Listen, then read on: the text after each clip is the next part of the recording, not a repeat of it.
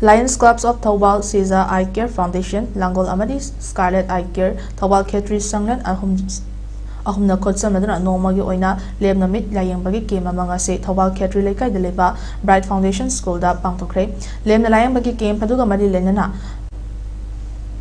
Marilena Bawaro Pidana Lions Club of Thawalgi past president retired CMO Dr. Khetrabay Manglemna Hai Lions Club International Ase income jalesing amaga Jamapan ga Taratareta Haudokibani Masigi Matunda income jalesing amaga Jamapan Kungamanga da Pangtokiba Convention Namada Club Sasigi members in da Helen Killerna Knights of the Blind Obu Haiki Mahaki Wafa Madugi Matung ina Lions Club na blindness control amawina mit udabagi ngakthoknaba mitpu checksina sokhandana thamnaba thabak thoram kya pangthotuna lakli maramasna mit ki lenston nung changdana mit uraktaba amadi angangsingda mit ubagi pangkal swantharakpa sing screening tawbagi thabak asi chathabani miyo yangkai hena screening tawkiba scheme paduda kan cataract operation mathau taba singi damakta lemna operation pangthokpagi khudong chaba pigani haina su Dr. Khetrabay Manglemna phongdorke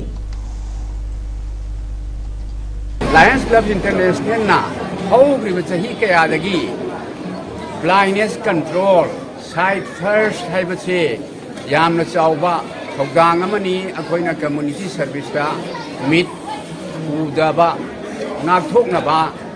adudagi yengba yaba